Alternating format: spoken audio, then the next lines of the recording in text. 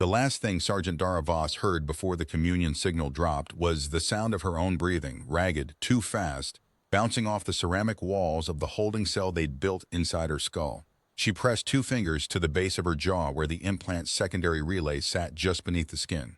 Nothing. The faint electric hum she'd grown so used to she barely noticed it anymore. Gone. No amber pulse against her retina. No soft chime of the planetary grid syncing her biometrics to fleet command. Just bone and cartilage, and the sound of her own blood moving through her. She was alone in herself for the first time in 4 years. Outside the viewport, the Varric ship held station 300 meters off the port bow of the Meridian. A thing the size of a cathedral, black as scar tissue, rotating on an axis no human engineer had ever calculated correctly in advance. They never did. The Varric built their ships the way they built everything else. From the inside out, according to a logic that only resolved into sense once you had already seen it working. The exterior was not smooth, it never was, with Varric engineering, but articulated, segmented, built in overlapping planes the way a bird's feathers overlap, each plate contributing to a structural integrity that had, on 3 separate documented occasions, survived direct hits from fleet-class ordnance that would have gutted a human ship in seconds. Whatever they were made of, it wasn't anything in the fleet materials registry. The closest approximation any human engineer had managed was a notation that the hull seemed to redistribute impact force rather than absorb it, spreading the energy laterally across the plate structure until it dissipated at the extremities, harmless, like water spreading across a table. No one had figured out how to replicate this. 3 different research programs were trying. The communion had been Dara's idea, not the implant that was DARPA's idea 4 years earlier, a titanium-shelled Neuralink the size of a grain of rice that had been marketed to fleet volunteers as a force multiplier, a way to keep 12 crew members networked like a single organism. It worked. That was the honest problem with it. It worked so well that after 8 months, Dara had begun to lose count of where her thoughts ended, and Lieutenant Faber's began. And after 14 months, she'd stopped trying to count at all, and after 2 years, she didn't miss the counting. The boundaries had softened. That was the approved vocabulary. Softened. As though her individual self were something that had been left in the rain. The program had been called Project Resonance in the official documentation, which was exactly the kind of name a committee produced when they were trying to make something sound less alarming than it was. What it was, stripped of the program branding, was a neural mesh, a distributed signal architecture that linked the implanted crew members across a shared communication bandwidth, allowing them to process tactical information, share sensory data, and coordinate response times at speeds no verbal or electronic communication could match. In live trials, a 12-member communion-capable crew had outperformed their non-augmented counterparts in every metric the fleet tested. Response time, coordination under fire, casualty avoidance, even psychological resilience. The network, it turned out, had an unexpected side effect of distributing emotional load across multiple individual processors, which meant that one person's terror or grief or exhaustion was, in practice, 1/12 of one person's terror or grief or exhaustion. The fleet had found this encouraging. The program's clinical psychologist, Dr. Amara Osi, who happened to be Lieutenant Commander Osi's older sister, and who had spent 6 months embedded with the Meridian crew during the first communion, trials had found it worth noting in her report that distributing trauma was not the same as eliminating it. The communion had been Dara's idea because 4 months ago, during the Kepler-88 engagement, she'd noticed that the Varric didn't shoot during the first 16 seconds of contact. They waited, they observed, they processed. And in those 16 seconds, they sent something. Not language, not radio. Not anything the comms array could resolve into signal, but something that made Faber scream and clutch his temples, and 3 other crew members vomit almost in unison. The Varric were broadcasting, she realized, broadly, indiscriminately, the way you'd shout across a crowded room. They were trying to make contact, and the human nervous system was receiving the attempt like a fist through glass. The implants didn't protect against it, but they might allow the implanted crew members to shout back. So she drafted the proposal. Spent 2 weeks drafting it, actually, because the first version had been too technical, and the second had been too emotional, and the third had been too close to the truth about her personal motivations, which she redacted on the 4th draft and replaced with cleaner language about tactical, advantage, and species-level diplomatic opportunity. She'd argued it in front of Admiral Chen and 2 members of the Defense Science Board who had the specific gray, bloodless affect of people who have approved enough unusual expenditures that nothing surprises them anymore. She'd said, We can't keep fighting a species that communicates faster than we can process their intent. We need a translator. The implant is the closest thing we have. We need to build a relay architecture that can handle bidirectional broadcast. We need to try.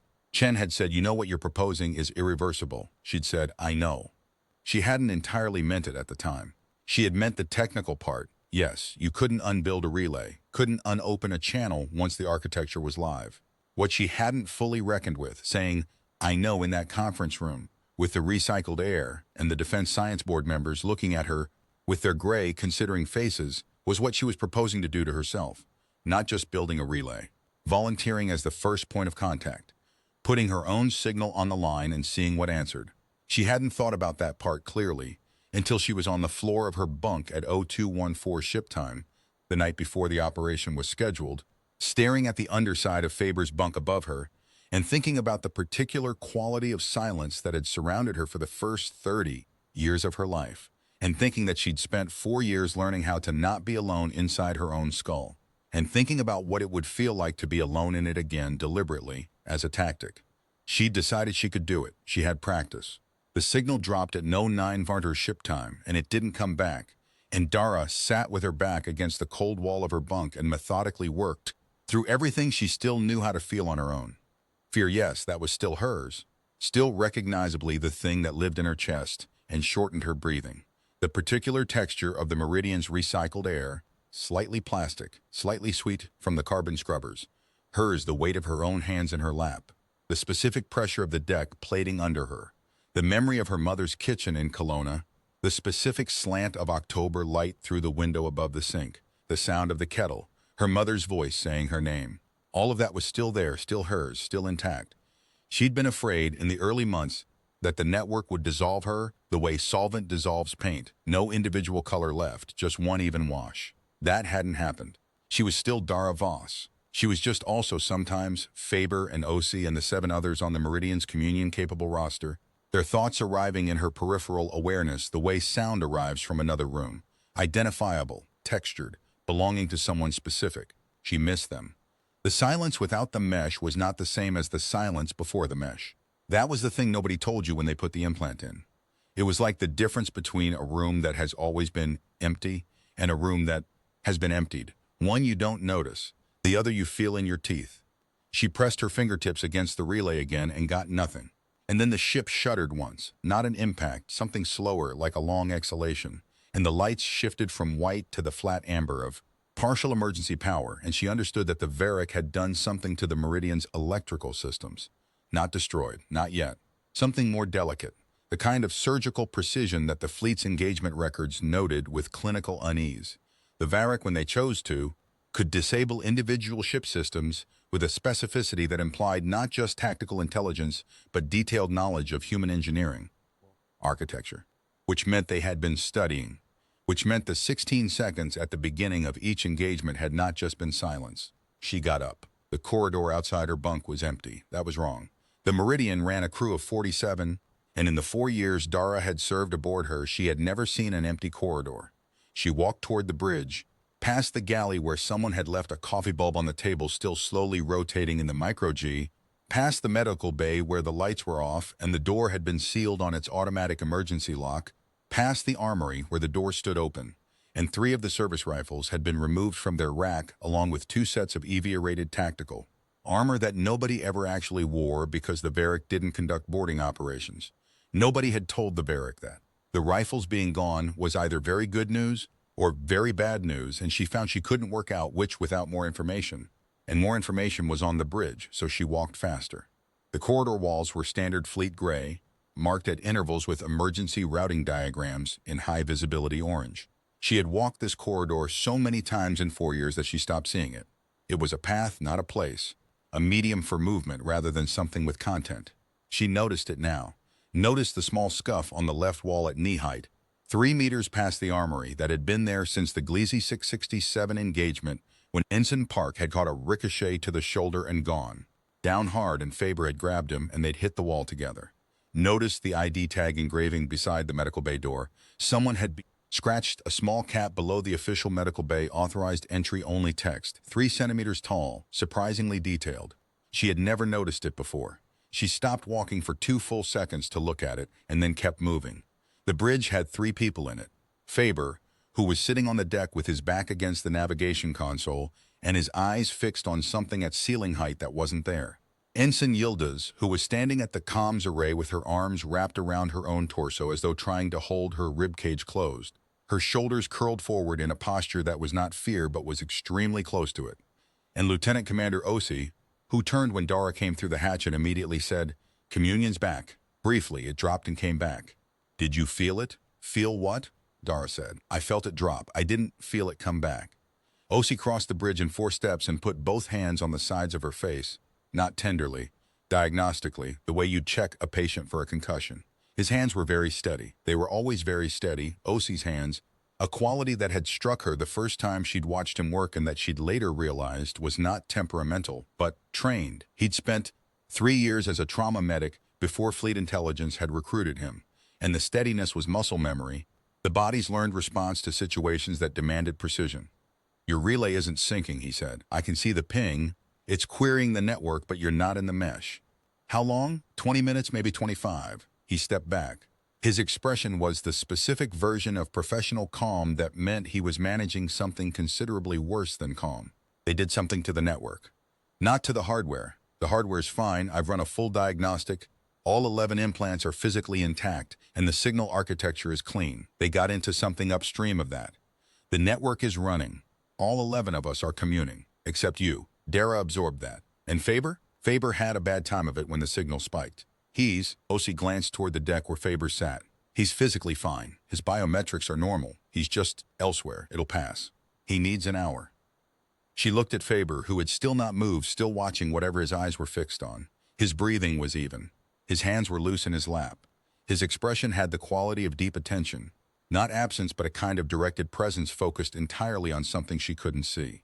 She had seen that expression before, on the faces of people deep in communion focus, working through something in the network that the rest of the room couldn't access. Whatever he was seeing, it wasn't distressing him, it just wasn't here. "They're trying to talk to us," Dara said. "They've been trying for an hour," Yildiz said without turning from the comms array. Her voice was tight, compressed, the voice of someone holding a door shut with their body weight. The comms array she was working showed a signal display that looked, to Dara's eyes, less like any pattern she recognized and more like something alive, layered, recursive, self-modifying in real time. Every time the readout resolved towards something that looked like it might be a pattern, the signal restructured itself slightly, incorporated the resolution, and became something new. Every time we push back on the signal, it restructures. It's adaptive. It's learning the way we receive it. "The way you receive it," Dara said carefully. "I'm not in the mesh." Osi looked at her. The steadiness of his hands extended to his gaze, which didn't waver. "Yes. So from their end, I look like something different." He was quiet for a moment. Outside the viewport, the Varric ship held its slow rotation, patient and enormous and utterly still in every way that mattered. "We hadn't thought of it that way," he said. "I had." She'd thought of it the night before the operation, lying in her bunk, staring at Faber's bunk above her. She just hadn't thought it would happen quite this fast. "How many crew members are unaccounted for?" 11. "The ones who went to secure the cargo bays when the electrical systems went down." He hesitated. "They took the EVA armor. I saw. I've told them to stand down and hold position. They're not going anywhere." He paused again, and she recognized the pause as the specific hesitation of someone who was about to say something they'd been thinking for longer than the current conversation. "The Varric took the mesh offline from your relay specifically. Not the hardware, not the signal. They found the architecture of the network and they isolated one node. You. And then they brought the network back online for everyone else." He held her gaze. "That's not an attack pattern." "No," she agreed, "it's not. It's also not random." He breathed out slowly. So, she agreed. "I think they want to talk to me." The Varric had no word for loneliness. This was not because they had never experienced it. They had experienced it the way a planet experiences vacuum, as an absolute external condition rather than a personal state. For 50,000 years, the Varric had existed in continuous communion with each other, a species-wide network of layered consciousness that was less a technology and more a fact of their biology, the way a human heartbeat is a fact. No Varric had ever been alone. The concept had no native vocabulary because it had never needed one. There were Varric equivalents for proximity and distance, for attention and inattention, for the quality of a strong network connection versus a weak one. But these were relational terms, describing states between network nodes, not the absolute condition of a consciousness with no network at all. They had, however, encountered species before who were structured differently. Most of them had been simple enough, single-channel nervous systems, no distributed processing, no redundancy. Meeting them had been, from the Varric perspective, roughly equivalent to meeting a tree. You could acknowledge it. You could even appreciate it. You could study it with genuine interest. You could not speak to it, not in any sense the Varric understood as communication, because communication required not just signal transmission but signal reception, and what the simpler species they had encountered were capable of receiving was, by Varric standards, essentially nothing. The humans were different.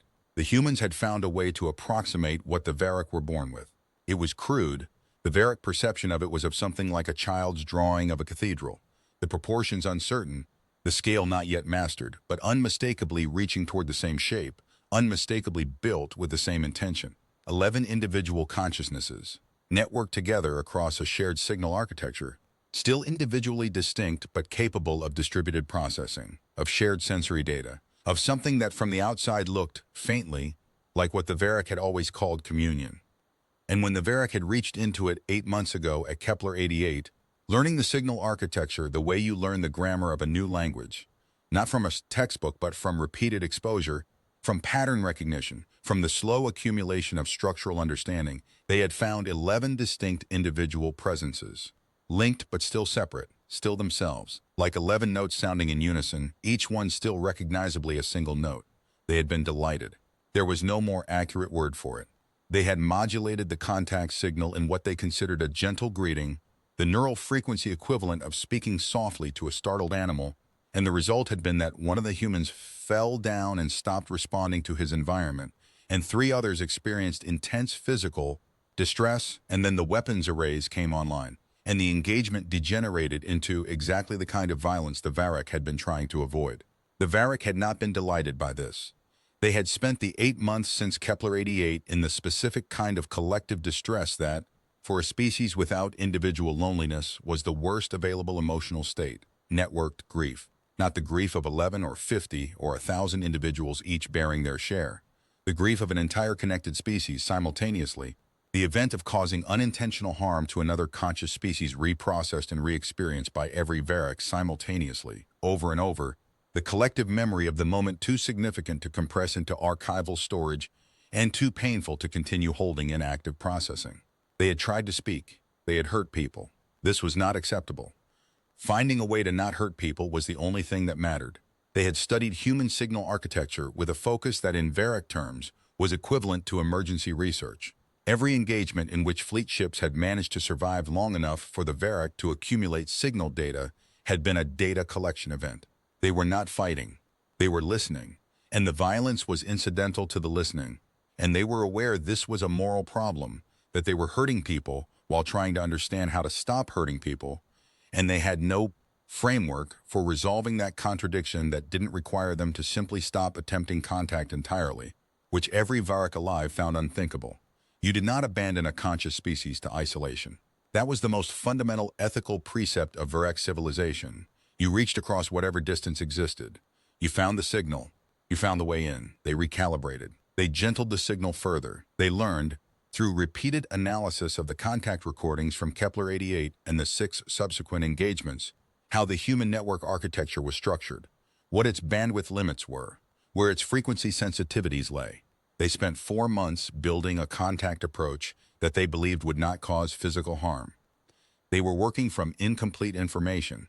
Human biology was not something the Varric had ever directly studied, and extrapolating from signal patterns to neurological structure was educated speculation at best. But they were trying. They were trying as hard as a species of 50,000 years accumulated intelligence knew how to try. And then they noticed the 12th signal, not networked, isolated. A single human consciousness bouncing its queries against the mesh without being absorbed into it, like someone standing at a window, pressing their hands against the glass, looking in. The communion network was running. 11 individual signals, linked and distributed and functional, and outside the network, adjacent to it, not part of it. One more. The signal wasn't reaching her. She couldn't feel the network. To the Varric, an isolated consciousness was an anomaly so extreme it bordered on theoretical. They had read about it, The way humans read about extinct species as something that had once existed, something the species memory preserved out of a kind of careful historical duty, a responsibility to remember what had been lost so that it was never lost carelessly. They knew what isolation felt like the way a person who has always been sighted knows what blindness is. Intellectually, precisely, without any lived texture. The data was complete. The experience was entirely inaccessible. The lone signal held at the edge of the network, present and separate and very still. They studied it for 11 minutes, which in very cognitive terms was a very long time, roughly equivalent to several days of sustained human analysis. And what they found was that it did not feel like damage. It felt like something else, something that the species memory had vocabulary for in the oldest records, the ones that predated the universal network expansion. A consciousness in full functioning capacity, complete in itself, not missing the network because it had never had it, or had had it and lost it, but because it was structured to exist at the boundary of the network, looking in from outside. One of the Varric, the one who functioned as something like a coordinator, a role defined more by temperament and accumulated experience than by any formal hierarchy, considered the lone signal for a long time. Then it separated a portion of its attention from the group consciousness and directed it, with great care, directly toward her. Not at the mesh, not at the collective, at her. Alone, Dara was in the corridor outside the bridge, sitting on the deck with her back against the bulkhead and her knees loose in front of her and her sidearm in her lap, because she had recognized the specific quality of the silence in the bridge. The silence of people who needed to process something without managing her reactions to it at the same time, and had given them the room. She was doing what she always did when she was overwhelmed. She was remembering specific things. Her mother's kitchen, the smell of the particular brand of coffee that the Meridian's galley stocked because Ensign Park had put it in 3 consecutive requisition orders, and eventually logistics had stopped pushing back. The weight of her service sidearm in her hand during a range session, the specific density of the grip, the way her index finger rested exactly parallel to the barrel before she was ready to fire, the scratch of her wool blanket against her chin in the cold of the Meridian's night cycle, the sound Faber made when he laughed unexpectedly, a surprise sound as if laughter caught him off guard each time despite having happened before. Specific things, textured real, hers alone. She was doing this when something arrived. Not pain, not the glass and frequency assault Faber had described from the Kepler-88 engagement, the sense of something enormous inserting itself into a space too small for it, something considerably quieter and considerably stranger. An impression of waiting. Not her waiting, something waiting for her.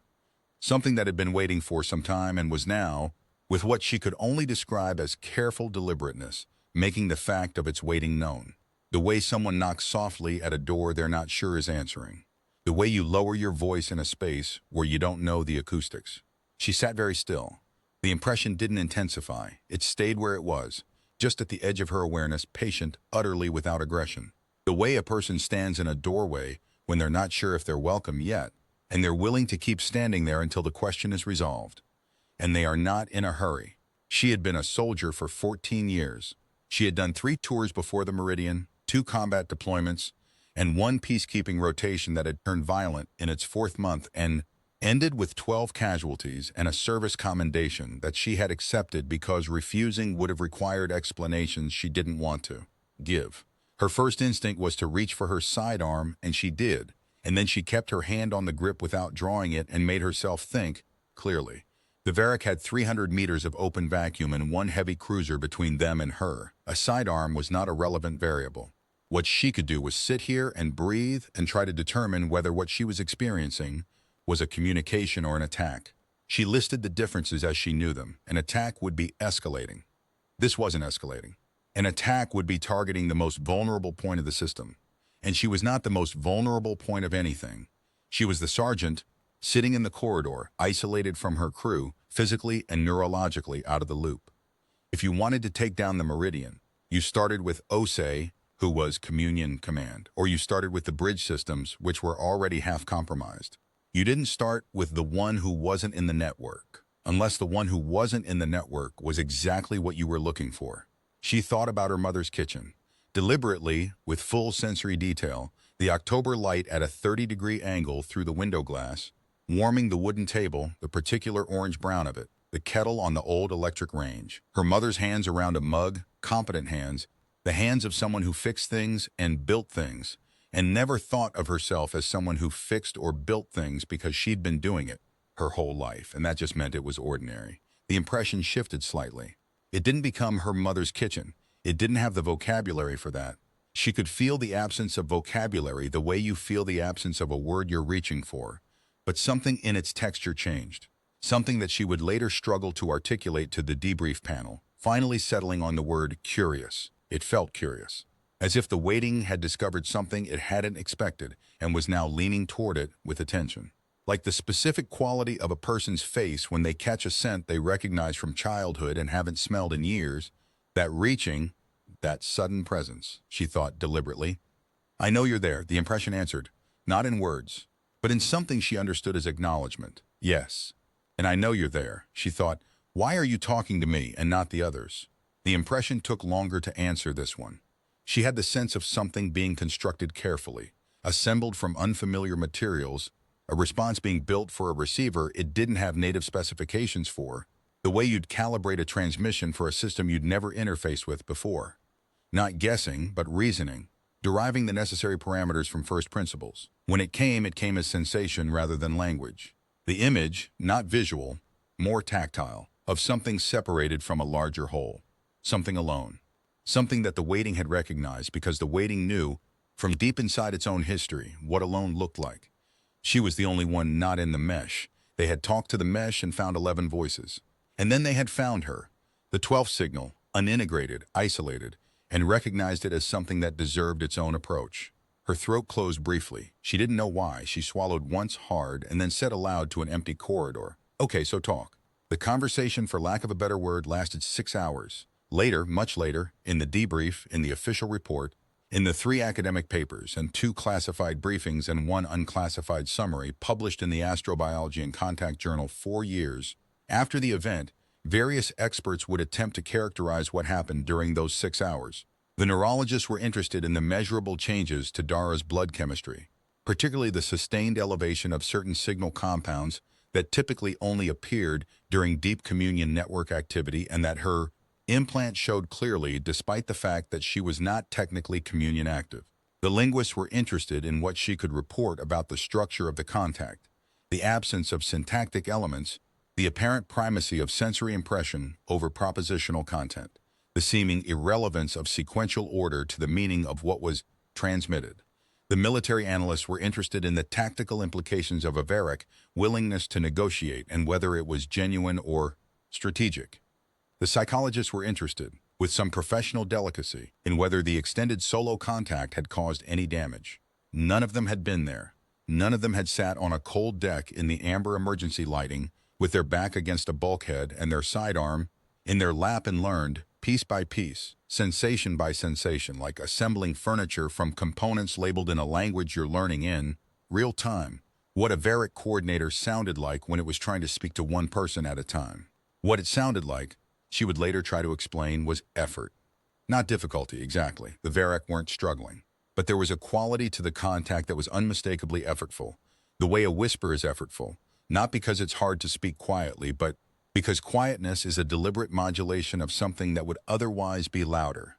The coordinator was modulating, turning down a volume Dara couldn't directly perceive, compressing something vast and networked and fast into something one unaugmented, unlonely human could receive without being overwhelmed by it. It was working very hard to be small enough for her to hold. She found, after the first hour, that she could push back, not words. She didn't have the architecture for it. Her implant wasn't syncing to the mesh, and she had no other transmission capability. But she had memory, and memory, it turned out, was apparently something the Varric could read in the signal a nervous system generated even without augmentation. When she thought with specificity, real embodied sensory specificity, not abstract concepts, but the October kitchen and the coffee and the weight of her sidearm and the sound of Faber laughing 2 bunks over, coordinator received it. She could tell because its responses shifted to incorporate what it had received. It was learning her the way she was learning it. In the second hour she understood, with a certainty she couldn't have explained in terms the debrief panel would accept, that the Varric had not intended the casualties at Kepler 88. This was not naivety. She'd been a soldier long enough to know how many atrocities had been committed without intent, and the absence of intent was not exculpatory. People were still hurt. The math of harm didn't care about the intention behind it. But the coordinator's response when she surfaced the memory of Kepler-88, held it up in her mind like a photograph, the specific image of Faber on the deck, the 3 crew members vomiting, the 12-second silence before the Varric weapons array warmed up, was unmistakably, physically distressing to it. Not guilt, exactly. Something more fundamental, something that underlay guilt the way a foundation underlies a wall. The equivalent of a person discovering, retroactively, that an action they had taken in good faith had caused serious harm to someone they had been trying to reach toward. The particular horror of finding that out, the retroactive recalculation of everything that followed. They hadn't known. They had reached out in the only way they knew how, at the only volume they knew how to speak, and they had hurt people, and they had not understood why until the people had fought back, and by then the calculus of engagement had already resolved into violence that neither side fully controlled anymore. 8 months of violence, 11 engagements, 43 fleet casualties. An unknown number of Varric. The Varric didn't structure their existence in ways that mapped cleanly onto individual death counts, but there had been damage, and the coordinator communicated that damage not as a figure but as a weight, a distributed grief that was in some ways harder for Dara to receive because it didn't have the clean edges of a number. In the 3rd hour, she understood something harder. The Varric had been trying to stop the war for all 8 of those months. Every engagement in which they had hesitated in those first 16 seconds, she had counted 11, in 4 different systems. And the fact that Fleet Command's analysts had read the hesitation as tactical uncertainty was now, in retrospect, one of the more painful misreadings she could imagine had been an attempt at contact. Every time they had responded to fleet weapons fire by increasing the intensity of their broadcast signal, it had not been an escalation. It had been a desperate amplification, shouting because the whisper wasn't working. This information sat in her stomach like a cold stone. She did not let it change her posture.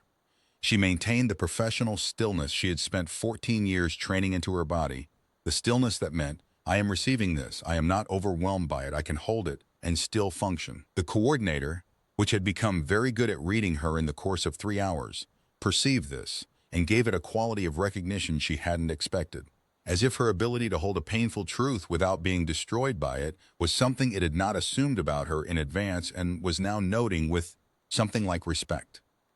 In the 4th hour, she showed the coordinator something she had never shown the Communion Network, had never shown anyone aboard the Meridian, had never put into words to anyone since the night before the implant operation when she had lain in her bunk at 021 thinking about it. A memory she had carried for 2 years without speaking it. The day she had volunteered for the implant. Not the official version, the force multiplier rationale she had written into the proposal. The real version. Sitting in the medical bay pre-op, alone, thinking about how long she had been alone inside her own skull, how long that particular silence had stretched. 30 years, more or less. 30 years of being the only voice in the room that was her own. And thinking, not hoping, knowing that the network would change that, would put other voices in the room, would make the silence less absolute. She hadn't volunteered for a tactical advantage. She had volunteered because she was lonely.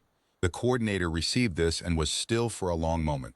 A stillness that was qualitatively different from its usual patient waiting. Not absence but presence, a quality of being held, of something giving the memory the full weight of its attention.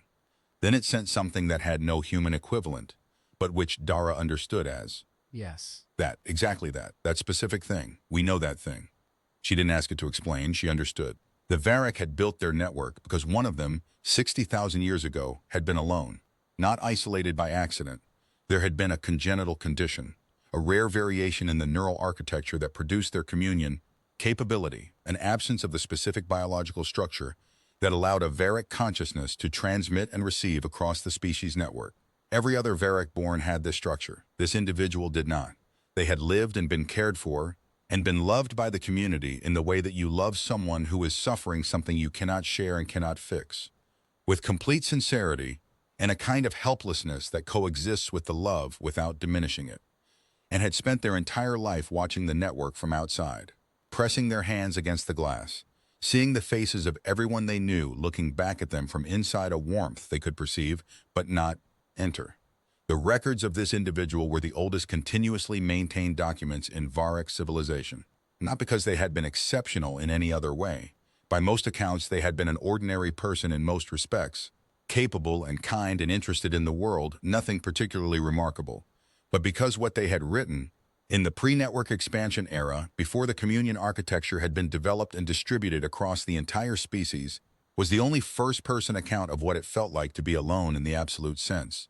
And the Varric, who had lost that feeling so completely that they could no longer access it from the inside, who had been collectively networked for so long that the individual who first felt it was mythological to them, the oldest story, the founding wound, kept the record the way you keep a candle burning in a house where something irreplaceable was lost. Not to mourn indefinitely, but to remember that the light was a gift, and gifts have weight only when you know what it would mean to not have them.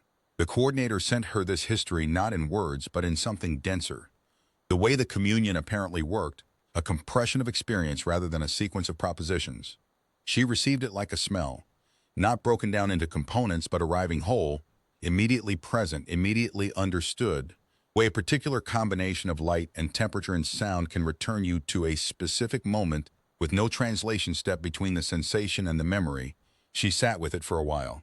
"You recognized me," she said, to the empty corridor, to the signal, to whatever it was that had been sitting in the doorway of her awareness for 4 hours, because I looked like her, the one in the records. The impression confirmed this with a quality of. She struggled for the word. She settled on gentleness. Not pity, not condescension. Something that held more space than either of those. Something that acknowledged without diminishing, that saw without categorizing. "She didn't get to join, did she?" Dara said. In the end, the condition was permanent. Confirmation. And then something else, a texture she had to work to read, something nuanced, something built from more than one feeling layered over each other. She concentrated. She thought of the coordinator in that doorway, patient, waiting, deliberately modulating its vast networked intelligence down to something a single unaugmented consciousness could receive, turning down the volume of 50,000 years of distributed intelligence to a whisper one person could hold. And she thought, it's doing this the way someone would do something they've wanted to do for a very long time and finally have the opportunity for. The Varric had their records, but what they had never been able to do, in 60,000 years of looking at those records, of preserving them, of honoring the memory of someone who had lived outside the glass, was talk to someone who was living it, someone who was not a historical document but a present fact, someone who could tell them in real time from the inside of the experience. What does it feel like? What does the silence taste like? What do you do with your hands when there's no one else in the room? She hadn't expected that. She had expected contact. She had expected negotiation or threat assessment or an attempt to understand human tactical capability. She had not expected to be asked, gently and with genuine care, to describe an experience that a species of 50,000 years accumulated intelligence had been holding in its collective memory for 60,000 years like something precious and unresolvable. She sat on that for a long moment, and then she began, very carefully, to tell it what it felt like. Faber found her in the 5th hour. She heard him coming down the corridor before she saw him, his walk, distinctive, slightly asymmetric since a piece of Varric debris had clipped his left knee during the Gleazy 667 engagement, and the replacement cartilage had never quite recalibrated to his gait. He had a particular way of landing his weight on the left foot that was a fraction softer than his right, compensating the body's habitual accommodation of the thing it had learned to work around. She recognized it the way she recognized all their specific signatures by now. Osei's deliberate pacing, Park's lighter step, Yilda's tendency to move quickly and quietly as though she were always slightly in a hurry. He lowered himself to the deck next to her without asking, the way you don't ask permission before sitting down beside a friend who is sitting alone in the dark. His shoulder was 2 inches from hers. He smelled of the Meridian's recycled air and very faintly of the coffee from the galley, which meant he had stopped by the galley on his way here, which was something he did when he was thinking through something difficult. She was aware, dimly, that he was now in the mesh and she wasn't, and that this meant he could perceive the contact signal from a different angle, could see its shape the way you can see the shape of something that's casting a shadow even when the thing itself is behind you. He sat quietly for a moment, processing, and then he said, They're talking to you. Yes. Through the mesh, I can see the shape of it. Like he paused, reaching for the right description, and she could see him doing it, the slight tilt of his head that meant he was trying to be precise rather than fast. Like you're inside a conversation that's happening in another language, except I can see that there's a conversation. I can see where it's touching you. I just can't hear the words. There aren't really words. No, he said, I can see that. Another pause. Osei thinks we should pull you out. Of what? Off. He gestured vaguely at the air between her and the nothing she was looking at. This. I'm not in anything I can be pulled out of, she said. I'm sitting on a cold deck talking to an alien. Where would you pull me to? He was quiet for a bit. Fair, he said finally. He had a gift for knowing when an argument was over. How are you? Post-spike. Head hurts. He said it with the particular flatness of someone who has been trained to report pain without attaching drama to it. And then he added, without any particular expression, I was scared. When it dropped, the mesh. She looked at him. He was looking at the middle distance, the same non-specific focus he used in briefings when he was processing information rather than performing attention. It was one of the things she had always valued about him, his unwillingness to perform. He said what was true. He looked where he was actually looking. I know, she said. 14 months and the silence is. He shook his head slightly. I'd forgotten what it sounded like. Just me know. He looked at her then. Really looked at her. The particular quality of attention that the implant seemed to cultivate even outside active communion, a habit of genuine noticing that developed when you spent 14 months in a neural mesh with someone and learned the specific texture of their presence. You've been out of it for 5 hours. You're not. He studied her face. You seem okay. I've had practice, she said, and then, because it was Faber and they had shared enough of themselves across the network, that the distinction between what she said and what he already knew was sometimes academic. I was always okay at it. I just didn't like it. He processed this the way he processed most things she told him, completely, without judgment, filing it in whatever internal architecture he maintained for information that mattered, and then making space for the response. The coordinator, he said after a moment, the one talking to you, it's... He tilted his head. Through the mesh it looks different than the others. Older, maybe. Not in the way that means more powerful. In the way that means more careful. Yes, she said. That's right. What are you talking about? She thought about how to answer that. She thought about the 60,000-year-old record and the person who had pressed their hands against the glass and the coordinator who had been waiting for decades of real-time, centuries of institutional memory. For the moment, it could finally say, so what was it like? She thought about how to compress that into something she could explain to another person in the time she had. We're comparing notes, she said. The 6th hour ended when the contact shifted. Not in quality, the coordinator's careful, modulated attention didn't change, but in direction. Something was being assembled. Something was being prepared for transmission across a wider channel. She could feel it, the way you feel a room filling with people even before you. Turn to look. The quality of the air changes, the acoustics change, something changes. Dara felt it the way you feel a conversation about to arrive at its point. A gathering, a consolidation. The sense of pieces coming together into a shape that was going to require action. She said, to the empty corridor, what are you doing? The response was the most complex thing the coordinator had sent her yet, and she had to sit with it for almost 4 minutes before she could parse it. When she could, she said, I need a minute. She got to her feet. Faber looked up at her. She said, get Ose. Get everyone on the communion roster who can stand. Bridge now. He was up before she'd finished the sentence. She walked down the corridor to the bridge at a pace that was not quite running.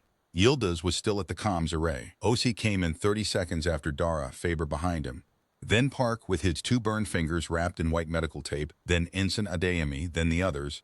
7 people in various states of just woken or freshly returned to themselves, filing into the bridge and orienting toward her the way they always did when she used that specific tone of voice. They want a summit, she said, not Fleet Command, not brass. Us, this crew, the communion roster. They want to talk to us as a network, not as individuals, but they want it to be two-way, full duplex. They want to hear us back, not just feel us in the mesh. Actual transmission, 2-directional, open bandwidth. Silence. Osi said, that's not a capability we currently have.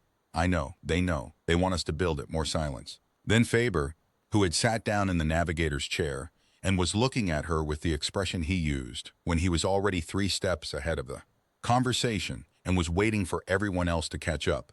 They can see our engineering documentation.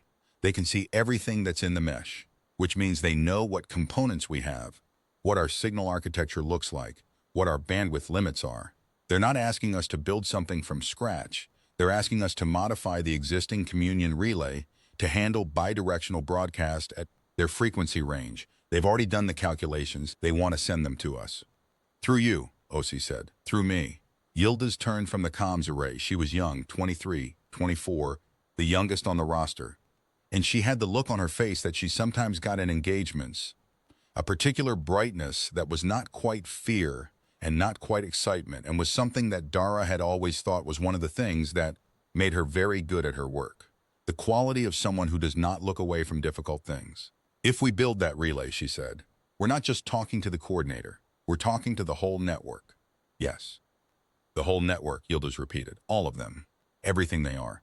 50,000 years of consciousness, and she looked at the viewport. We're just 11 people. We are, Dara said. How do we know they won't? We don't, Dara said. We won't know until we try. She looked around at them, her crew, her people, 11 individuals she had let inside her skull and who had been for 4 years inside hers, who had heard her grocery list by accident and seen fragments of her dreams and processed her fear alongside their own when the weapons arrays lit up and the math of survival got very simple very fast. But here's what I do know. They've been trying to talk to us for 8 months, and we've been shooting at them because we couldn't hear what they were saying. And the one time they managed to talk to one of us, unaugmented, not even in the mesh, what they wanted to talk about was what it's like to be alone. She paused. A species that reaches across 60,000 years of their own history to find a way to talk about loneliness with someone they've never met before is not a species that's planning to ambush us. That's a species that's trying very hard to not be the kind of thing that ambushes people. Nobody spoke for a moment. Faber said, we'd need the secondary relay array from Cargo Bay 3, a signal modulator from medical, and about 4 hours of engineering work. I know, and we should tell the Admiral. I know. He stood up. Then let's go tell the Admiral and get the relay. Admiral Chen's response, transmitted 6 minutes after Dara's report via tight beam to Fleet Command, was Sergeant Voss. I want to be absolutely clear that I am not authorizing this, and also that I am not ordering you to stop. The crew of the Meridian had worked with that class of authorization before. It meant, do it and do it right, and if it goes wrong, I was never here, and if it goes right, I was here the whole time. Understood, Admiral, Dara said. We'll report back when it's done. The relay took 5 hours, not 4. Park burned 2 fingers on a solder joint at the 3-hour mark, and Adeyemi swore in Yoruba for about 90 seconds while she wrapped them, and then they both went back to work. The burn wasn't serious, a blister, a few days of discomfort, but it was a reminder that the work was happening with real hands and a real ship, and if it went wrong, the consequences would be real in the same way. Yildiz ran the signal calculations 3 times. On the second pass, she found a discrepancy in the frequency calibration that was 12% off from the coordinator specifications, small enough to look like rounding, large enough to matter significantly if you were designing a relay intended to carry the full signal output of an alien collective consciousness directly into the nervous systems of 11 augmented humans. The third pass confirmed her correction. She sat very still for about 3 minutes after that, in the particular stillness of someone who has just caught something that nearly went very wrong and is allowing themselves exactly that much time to acknowledge it before returning to the work. Osi spent the 5 hours at the comms array, monitoring the Varric ship's signal output and feeding the data back to Yildiz's calculations. He worked with his characteristic precision, no wasted motion, no redundant actions, the economy of someone who has processed enough emergencies to have eliminated everything that doesn't contribute to resolution. At one point he said, quietly to no one in particular, they're waiting very patiently. They've had practice, Dara said. He glanced at her. You sound like you know them. 6 hours, she said. You get to know someone. Faber spent the 5 hours sitting next to Dara in the corridor outside the bridge. She wasn't sure why he stayed. There was nothing for him to do. The engineers didn't need him. His presence was purely personal, but she found she was glad of it.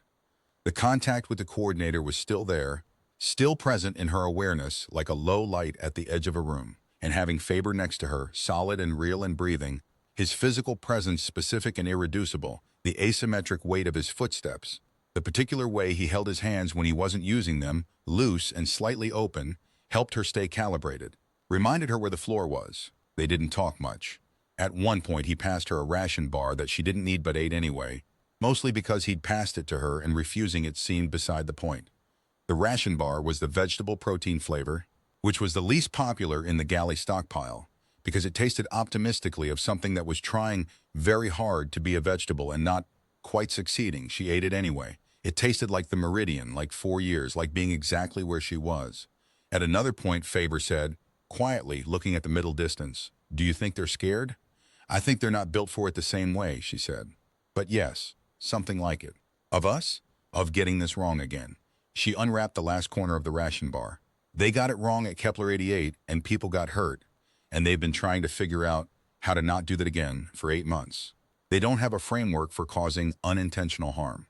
It's not a thing that happens in a fully networked consciousness. If you can feel the other person the moment you cause them pain, you usually don't cause them pain, because your own experience of it is immediate. She paused. They felt it 8 months ago. They still feel it. Faber was quiet. We feel things like that too, he said. Humans. We do, she agreed. We just usually get better at not feeling it over time. Distance helps. Time helps. We're very good at turning specific harms into abstract categories so we can keep functioning. She thought of her own service record, of the 14-year total.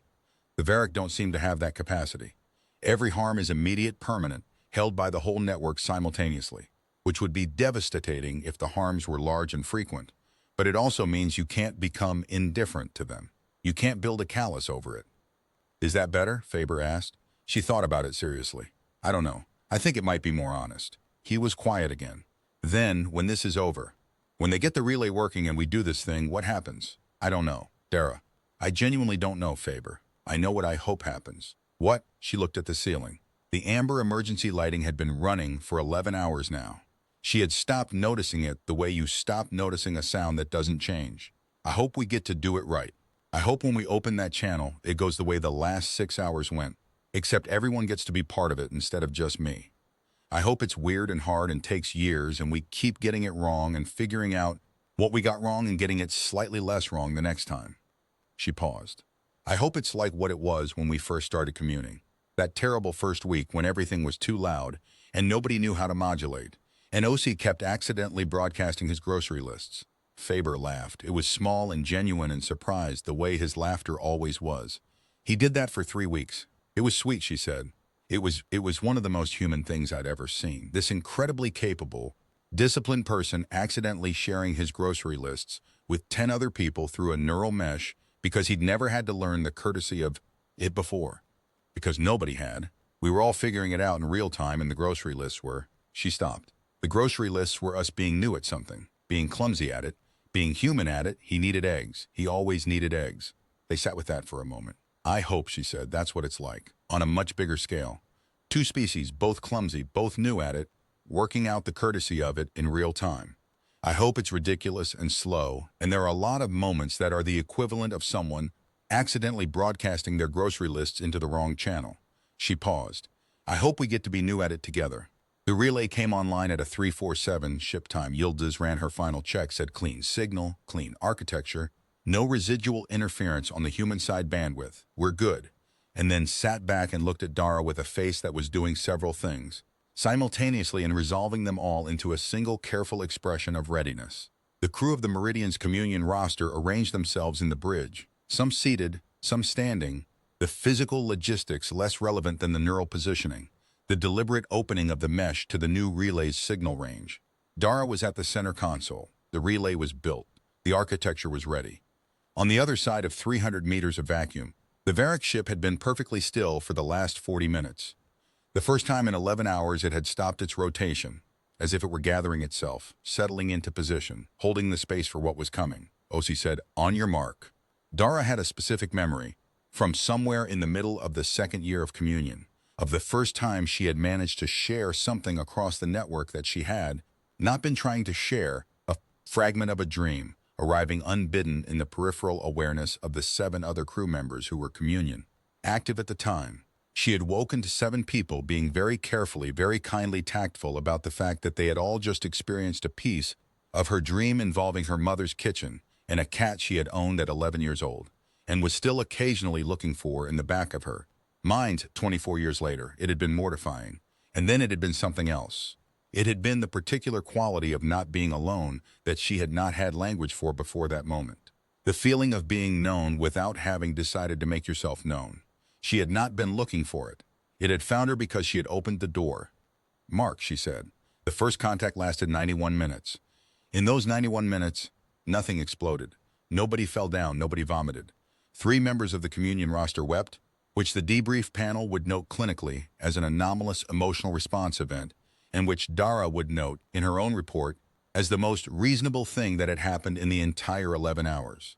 The Varric network arrived in the relay not as a wave but as something she had not expected. something she could only describe as careful. The whole species, the entire vast distributed consciousness of them, 50,000 years of uninterrupted communion, and they had slowed themselves down to a crawl, modulated to the absolute minimum granularity, constructed something small and specific and gentle enough that 11 augmented humans in a medium-weight cruiser could receive it without harm. They had done the work.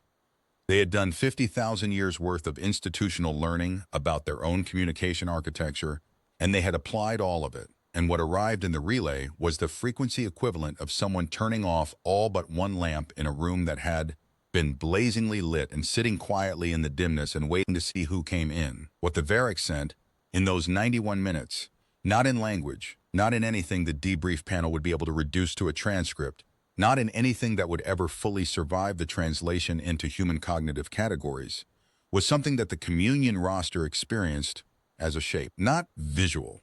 Something that, when Dara tried to find human vocabulary for it much later, she eventually described as, "We were here before you, and we will probably be here after you.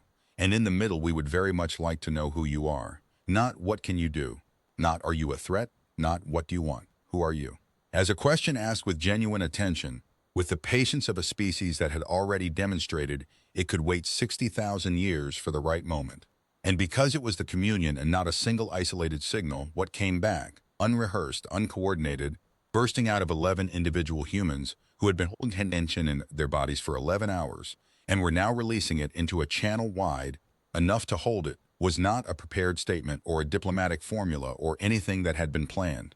It was what the network contained. It was OC's quiet clinical precision and Faber's asymmetric walk and Yildiz's particular brightness and Park's burned fingers, still warm under the medical tape.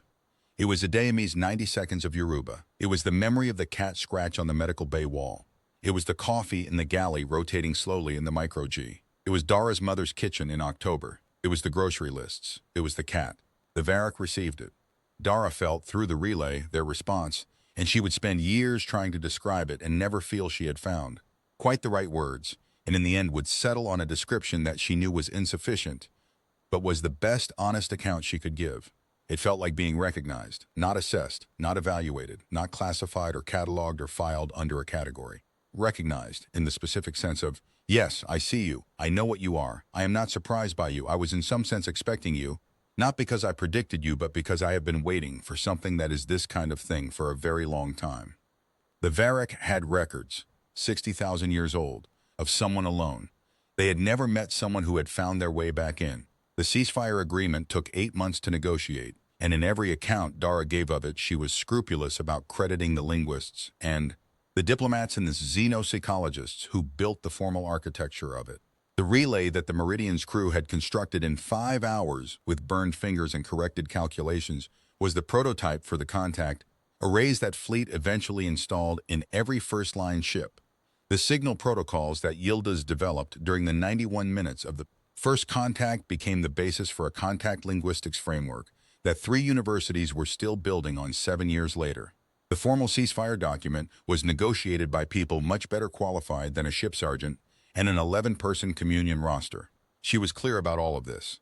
She did not take credit for what she hadn't done. What she was less scrupulous about crediting herself for, in any official account, was what she considered the non-nego. There were things that happened in the 8 months between the first contact and the signing of the ceasefire that did not make it into the official record, not because they were classified. Most of them weren't, but because the official record was built to carry facts, and some of what happened in those 8 months was not exactly a fact. It was more like a texture, the quality of a thing, the way a particular hour felt from inside it. Dara wrote some of it down. Not for the record, for herself, in the personal log she had maintained since her first deployment and that she had never submitted to any archive and never intended to. The log was full of things like that. Observations that had no tactical value, details that were true without being informative. The way the Meridian smelled in the first week after a resupply, all new plastics and fresh coffee, and the particular sharpness of new carbon cartridges in the scrubbers. The sound the ship made when it was quiet, a low, sustained resonance almost below the threshold of hearing, the mechanical breathing of a thing kept alive by its own systems. She wrote in the log about the second contact session, which happened 3 weeks after the first and lasted 4 hours and produced, from the Varric side, something she could only describe as humor. Not human humor. Nothing as recognizable as a joke, nothing with a setup and a punchline. More like the quality of something that acknowledged its own incongruity. The coordinator, in the second session, had sent her an impression that she had to sit with for almost 10 minutes before she parsed it as two species who had been shooting at each other for 8 months, sitting across 300 meters of vacuum, trying to explain themselves. The incongruity of that. The fact that both sides had arrived here through a process of terrible miscommunication and both sides had meant to do something completely different. And here they were anyway, with the mess they had made, and they were trying to clean it up. She had laughed. In the corridor outside the bridge alone, the coordinator had received it and sent something back that she understood as, yes, exactly that. She wrote about the session in the third month, when the formal contact team had arrived. 12 linguists, 4 xenopsychologists, 2 fleet admirals, and a woman from the UN Office of Space Affairs whose official title was something about liaison and whose actual function seemed to be ensuring that no one country or military structure claimed sole ownership of whatever was about to happen. The formal contact team had brought their own equipment, their own protocols, their own theoretical frameworks for how to approach a first contact situation. They had briefed her extensively on these frameworks before their first session with the relay. They had been thorough and clearly intelligent, and had spent a great deal of time on things that she had figured out by sitting on a cold deck for 6 hours with a sidearm in her lap. She had not said this out loud. She had said, "Here's what I know about how they communicate, and here's what the relay needs to be calibrated to, and here's what will cause harm if you're not careful." She had said it as clearly and specifically as she could. She had answered every question. She had been present for the first formal session and watched from the corner of the bridge as the linguists ran their protocols, and the Varric, patient, gentle, careful as always, had received it all and responded with the quality of attention she had come to recognize as their version of respect. Afterward, the lead linguist had asked her, "Was it like what you experienced the first time?" She had said, "It was like watching someone describe a meal you've eaten, using a vocabulary developed for describing paintings." The linguist had written this down without expression, and then said quietly, "That's the most useful thing anyone has told me today. Thank you." She had liked the linguist after that. She wrote about the conversation she had with Faber in the 7th month when the ceasefire was close enough that people had started to believe in it. Not as a hope anymore, but as an approaching reality, a thing that was going to happen and that they were going to have to figure out how to live inside. They were in the galley. He had the coffee. She had the coffee. The galley was empty except for them, the rest of the crew on duty rotation or sleeping or doing the 10,000 things that kept a ship alive in deep space. He had said, "Do you think we'll still need the communion after?" She had thought about it. After was a large concept. After the ceasefire, after the formal contact framework was established, after however many years of awkward and clumsy and incongruous two-species negotiation it would take to build something that looked like a relationship after all of that. In the after, what would the communion be for? She had said, "I think the communion was never just for the Varric." He had looked at her. "I think," she had said, "we needed it too. I think the 12 of us needed to learn what it felt like to not be alone inside our own skulls, and then to learn that we still existed as individuals inside that, and then to learn what it was like to use both of those things at once. I think we needed all of that before we were ready for this." She gestured vaguely at the viewport, at the dark beyond it, at the 100 light years of space that separated them from wherever the formal contact negotiations were happening now. "I think the Varric found us because we had learned to want the same thing they already had. And I think that wanting was what made us legible to them." Faber had been quiet for a long time. Then he said, "You volunteered for the implant because you were lonely." "Yes. And it turned out the species you made first contact with had a 60,000-year-old record of someone who was lonely." "Yes." He had looked at her with the particular attention of someone who was sitting with the full weight of a coincidence, and finding that it was, on inspection, not quite the word for the thing, not coincidence. Something more like the universe organizing itself around a lack and filling it, the way water fills the lowest available space. Not designed, not intended, just gravity and time and the specific contours of what was missing. "I don't know what to do with that," he said. "Neither do I," she said. "But I think we keep going." The ceasefire was signed on a Tuesday, which seemed appropriate to Dara.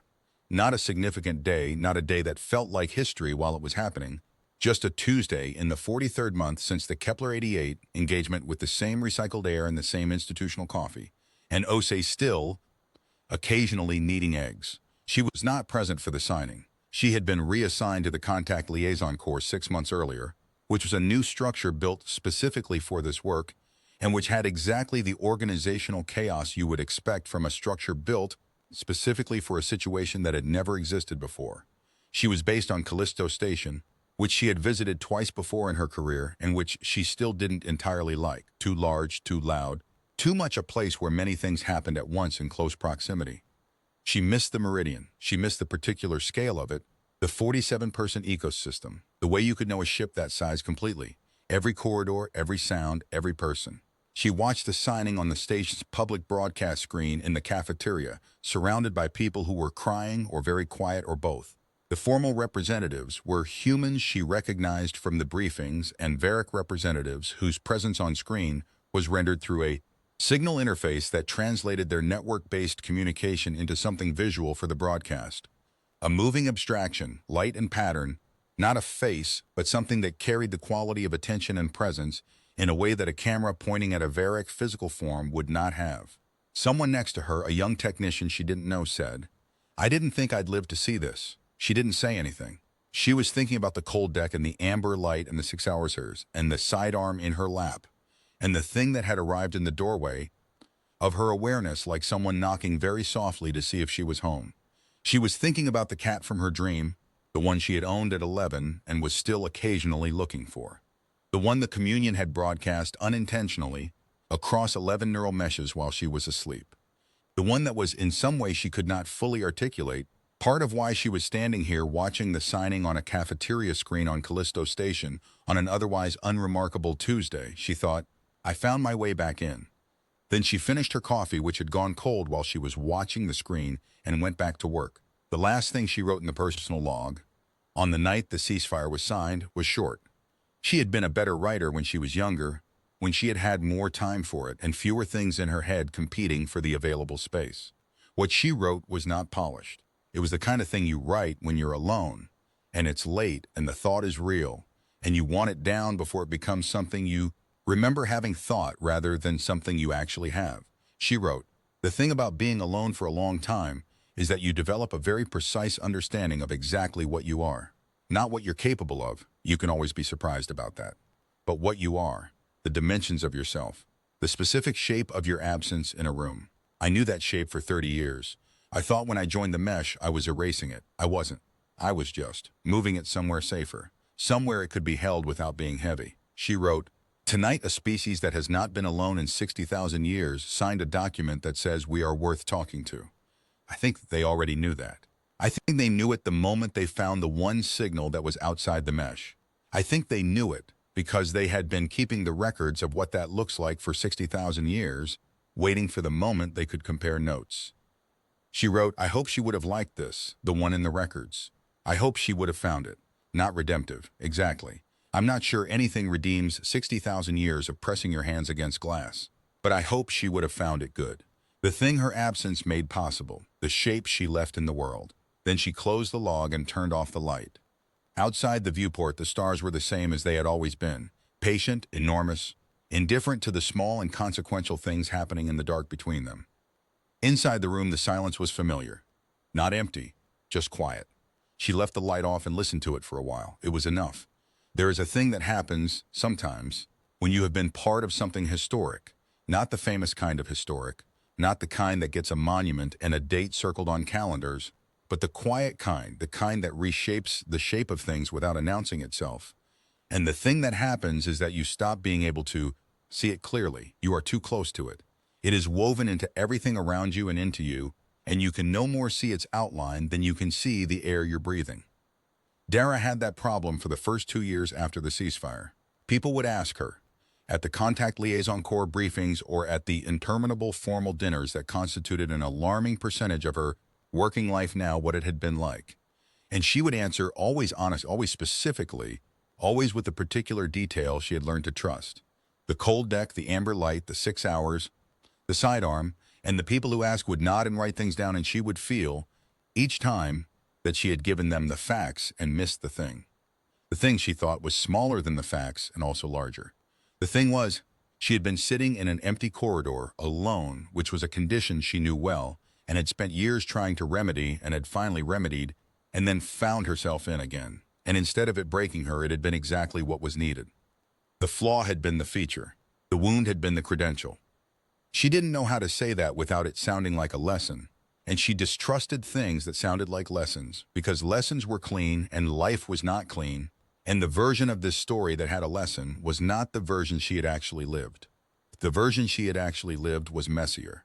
It had ration bars and burned fingers and grocery lists and a cat she had stopped actively looking for, but occasionally still noticed the absence of. It had 11 hours of amber emergency lighting and 5 hours of engineering work, and a young ensign doing calculations 3 times because she had found a 12% error on the second pass and had not let her confidence in her own intelligence lead her past it. It had at its center something very simple, a species that had been alone for 60,000 years, alone in the specific sense of being the only one who was alone, keeping the records, keeping them carefully, keeping them with love, keeping them for 60,000 years in the hope that someday there would be someone to compare them with, and a human soldier sitting on a cold deck who had also been keeping records, not officially, not in the preserved archives of a species-wide consciousness, in a personal log that she had never submitted to any archive and never intended to, full of the small specific details that made her legible to herself, the recycled air, the October kitchen, the cat, 2 kinds of record keeping.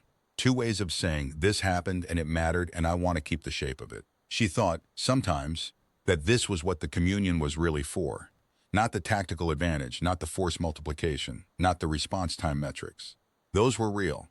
Those were the reason the fleet funded it and the Defense Science Board approved it, and Admiral Chen had used the specific authorization language that meant do it and if it works, I was here the whole time.